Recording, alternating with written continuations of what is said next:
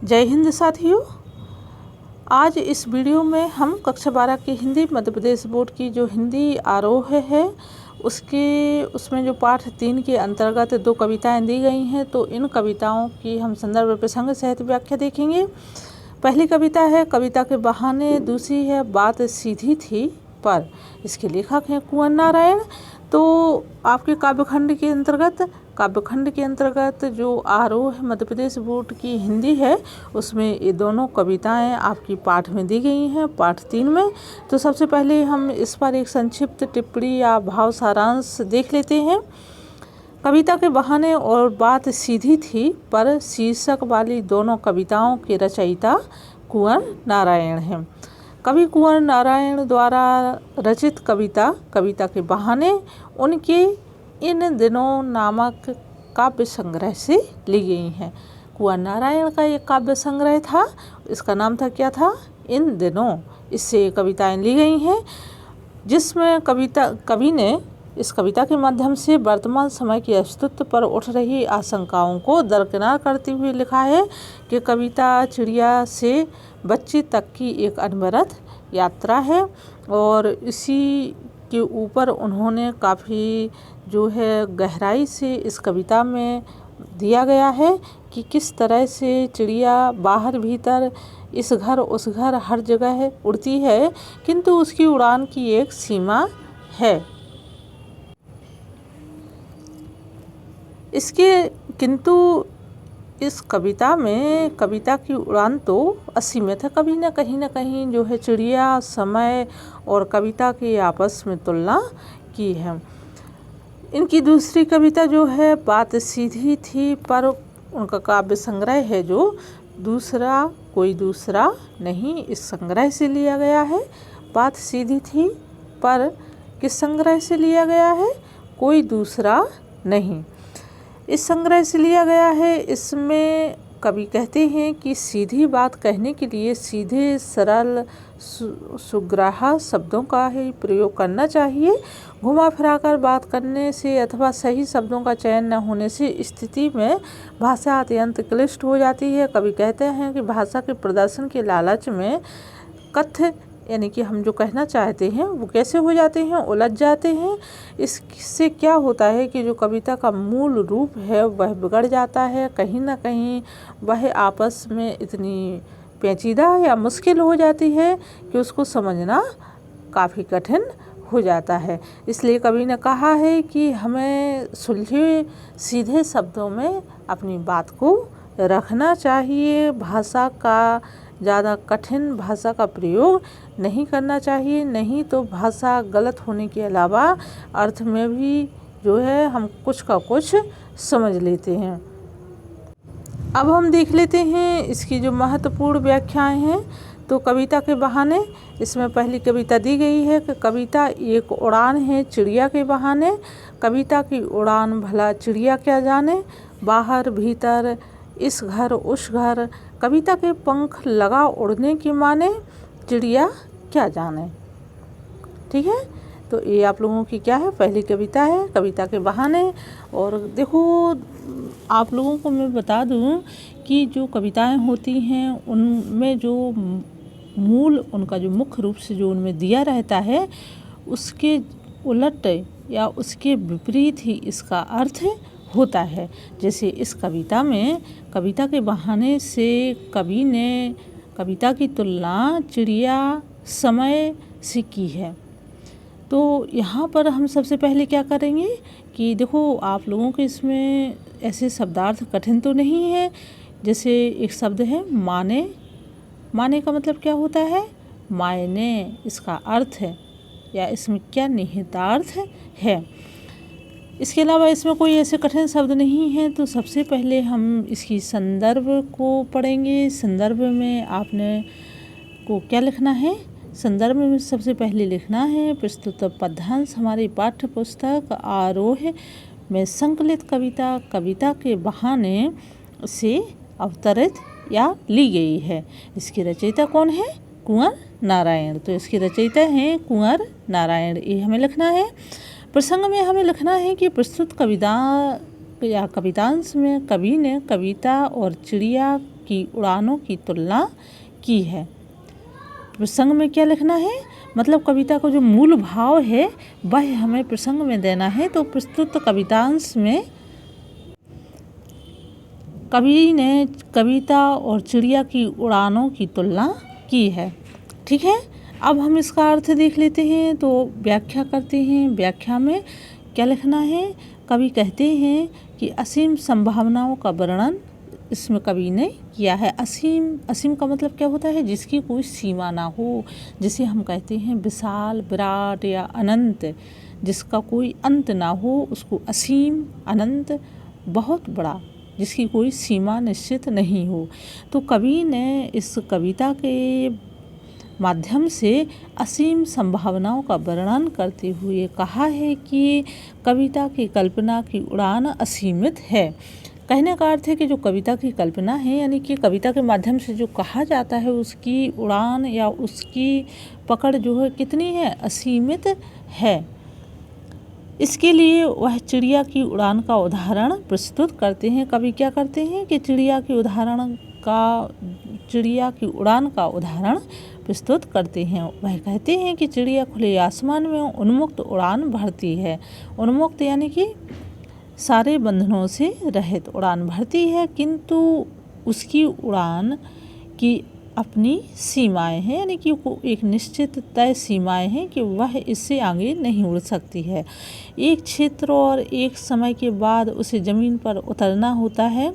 दूसरी ओर कविता की उड़ान का दायरा अत्यंत विस्तृत है, या यूँ कहें कि असीमित है। कवि अपनी कविता के माध्यम से भावों की उड़ान की अनंत यात्रा तय करता है। एक कवि अपनी कविता की कल्पना के पंख लगाकर कहाँ तक और कब तक उड़ान भर सकता है या कह सकता है, इसका अनुमान सीमित उड़ान वाली चिड़िया भला कैसे लगा सकती है। इस कविता का व्याख्या या इसका अर्थ यही है। ठीक है, तो यहाँ पर कवि ने कविता की अनंत संभावनाओं के बारे में बताया है कि कविता के माध्यम से हम कहाँ से कहाँ का वर्णन या तुलना या उसका जो व्याख्यान है वो बता सकते हैं, उसकी कोई सीमा नहीं है। यानी कि उसकी चिड़िया से इन्होंने कहीं ना कहीं तुलना की है। अब हम दूसरी कविता देख लेते हैं। कविता एक खिलना है फूलों के बहाने। कविता का खिलना भला फूल क्या जाने, बाहर भीतर इस घर उस घर, बिना मुरझाए महकने के माने, फूल क्या जाने। तो यहाँ पर जो माने दिया है, माने का वही अर्थ है मायने, और महकना यानी कि जो है सुगंध, खुशबू, बिखेरना। ठीक है, तो इसके हम संदर्भ में हमें क्या लिखना है, वही सब लिखना है कि प्रस्तुत पद्यांश, मतलब ये जो पद्य है कविता का, ये कहाँ से लिया गया है, तो हमारी पाठ्य पुस्तक आरोही से लिया गया है। किस कविता संग्रह से लिया गया है, तो कविता के बहाने से लिया गया है। इसके लेखक कौन है, तो इसके लेखक कुंवर नारायण है। इतना आपको संदर्भ में लिखना है। प्रसंग में आप लोगों को इसका मूल भाव लिखना है।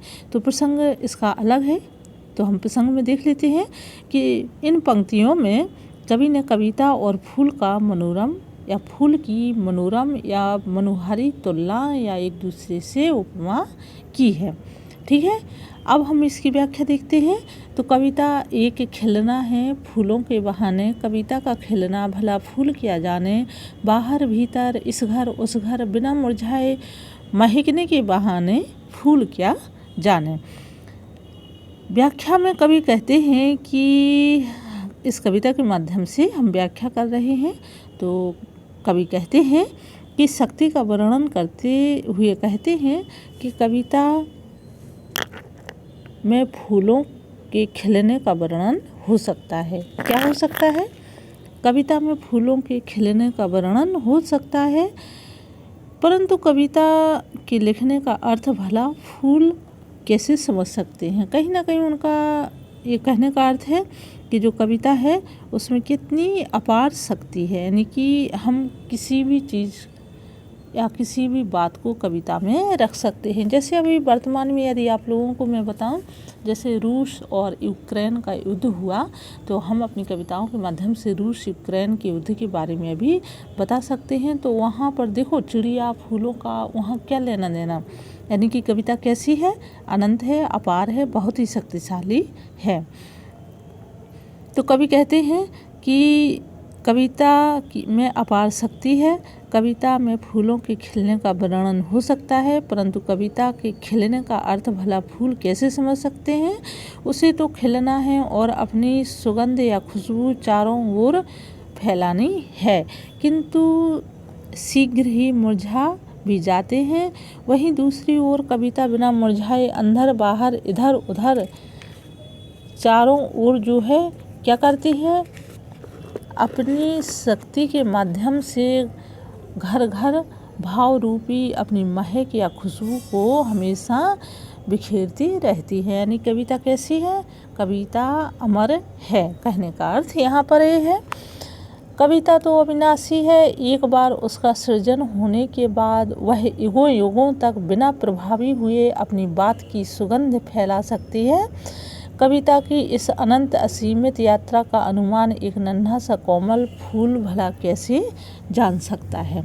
तो यहाँ पर कवि ने कविता और फूल की तुलना एक दूसरे से की है कि कविता एक खिलना है फूलों के बहाने, जैसे फूल खिलते वैसे कविता भी खिलती है।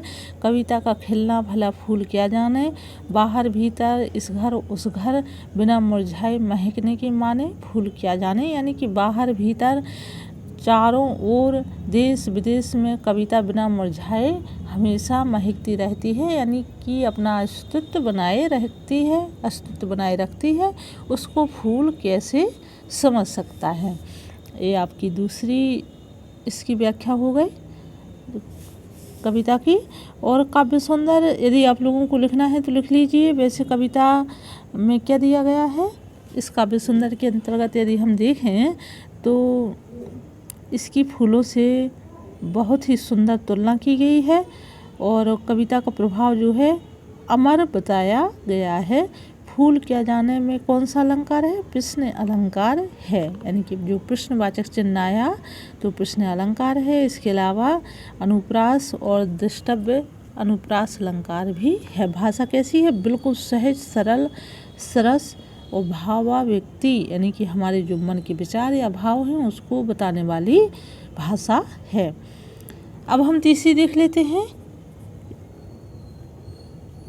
तीसरी कविता क्या दी गई है, कविता एक खेल है बच्चों के बहाने, बाहर भीतर यह घर वह घर सब घर एक कर देने के माने बच्चा ही जाने।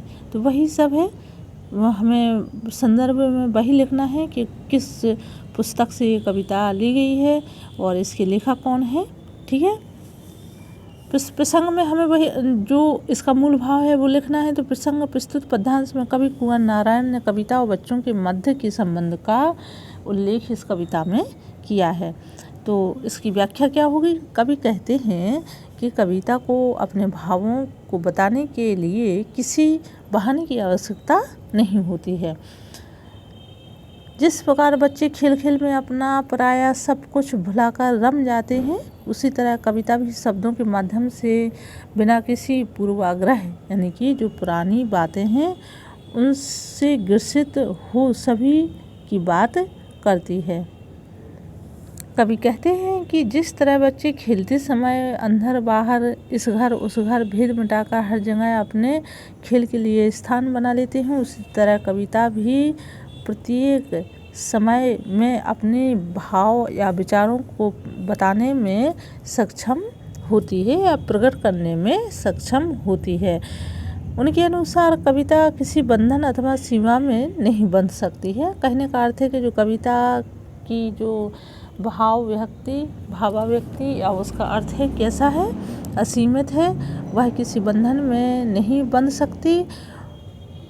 कविता जिस प्रकार बच्चे उन्मुक्त स्वभाव एवं स्वतंत्र विचारों को बंधन युक्त नहीं किया जा सकता, जिस तरह से बच्चों को इस प्रकार से नहीं रखा जा सकता, उसी की भांति कविता जो है कैसी है, उन्मुक्त और बंधन रहित है तथा भेदभाव के सभी को समान भेदभाव जो है कैसा, जैसे बच्चों में भेदभाव नहीं रहता है ऐसे कविता में भी किसी तरह का भेदभाव नहीं रहता है। वास्तव में कविता का अर्थ बच्चों की स्वभाव और उनकी मासूम गतिविधियों को देखकर सरलता से समझा जा सकता है।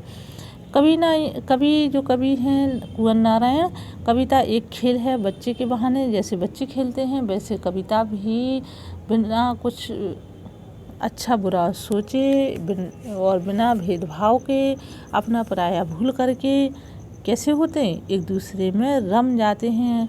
बाहर भीतर यह घर वह घर सब घर एक कर देने की माने, यानी कि उनके लिए फिर अपना पराया घर बाहर दोस्त दुश्मन इसमें ज़्यादा वो भेद नहीं करते हैं और उनकी कहीं ना कहीं खेल के समय में जो सीमाएं अनंत हो जाती हैं, उसी तरह से कविता की जो सीमाएं हैं वो कैसी हैं, अनंत हैं और कहीं ना कहीं अपनी मासूमियत को लेकर के सारी गतिविधियों को प्रकट करने की उसमें क्षमता होती है। काव्य सौंदर्य में हम देखेंगे कि बच्चों की मनोहारी तुलना इस कविता के माध्यम से की गई है और बंधन रहित बताया गया है बच्चों को। कविता को भी बच्चों के बहाने से यह कविता का उदाहरण दिया है। तो इसमें अनुप्रास अलंकार है, भाषा सरल सहज सरस और आम बोलचाल की खड़ी भाषा है, खड़ी बोली जो है दी गई है। ठीक है, तो आप लोगों की 3 कविताएं जो इसकी थी कविता के बहाने, इसकी तीनों कविताएं हो गई हैं। अब आपकी जो दूसरी कविता है बात सीधी थी, पर इसमें भी 2 कविताएं दी गई हैं, तो ये आप लोगों को अगले वीडियो में बताएंगे। और आप लोगों से मेरा विनम्र अनुरोध है कि आप चैनल सब्सक्राइब करें, अधिक से अधिक शेयर करें, लाइक करें, कमेंट करें, जिससे मैं और अच्छी वीडियो आप लोगों को बना सकूं। अपना ख्याल रखिए, पढ़ाई अच्छे से करिए। धन्यवाद।